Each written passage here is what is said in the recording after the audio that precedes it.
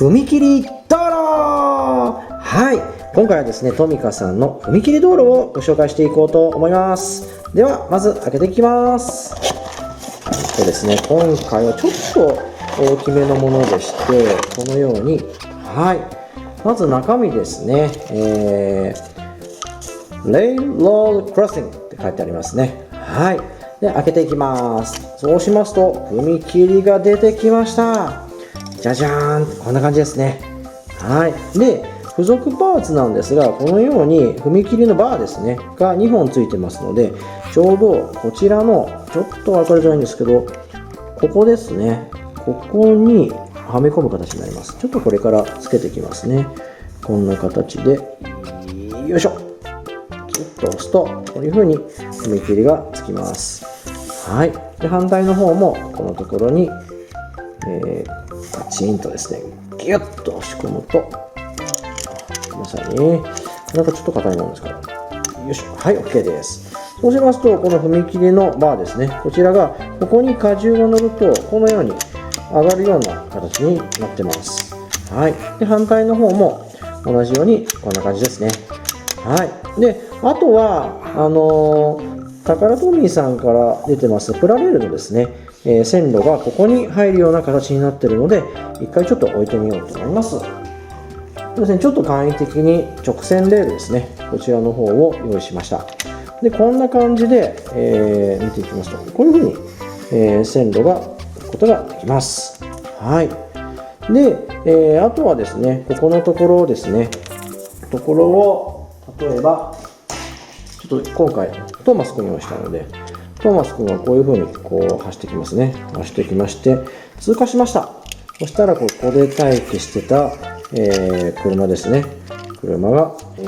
通ったら後にこのように、ここのところを踏むとこういうふうにバーが上がりまして、でちょっと後気動車はちょっと大きいのでこのバーに少し当たっちゃいますね。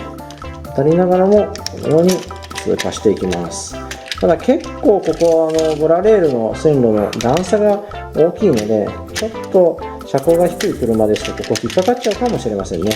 高機動車でもなかなかちょっとこう引っかかりがあるので、この辺りはちょっと遊ぶ際はお気をつけください。はい、なのでこの踏切としてはですねこんな形になっております。はい、で今度は閉まっていきますね。でこちらの踏切ですがすごい簡単で、このままただこういう風に閉じていただければ、こことここですね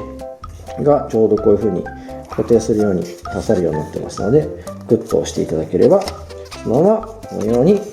この形となります。はい、なので特に何か車とかそういったアイテムが付属しているわけではないので、遊ぶ際はですねこちらに、プラレールの線路と、あとは何かこう電車ですね、こういう風に用意していただいて、であとは車を使えばより楽しめるかなと思いますので、皆さんご参考になさってみてください。あとはですね、以前にもご紹介させていただきましたトミカタウンのサウンドライト踏切、こちらを、一緒に利用していただくとより面白いかもしれません。例えばなんですが、こちらトーマス君がこのように近づいてきた時ですね、ボタンを押すと、このバーが上がったり下がったりするんですけど、この横あたりに雰囲気としてですね置いていただいて、近づいてきたなと思ったら押していただいて、このように押していただいて、トーマス君がこう通り過ぎたらここをボタンを離していただいて、で車を発進していただければそのようなちょっと雰囲気少し出せるかなと思います。はい、こういった遊び方ですね。こちらの、トミカタウンサウンドライト踏切を使うとよりリアルになって楽しいと思います。はい、ご参考になさってみてください。踏切道路。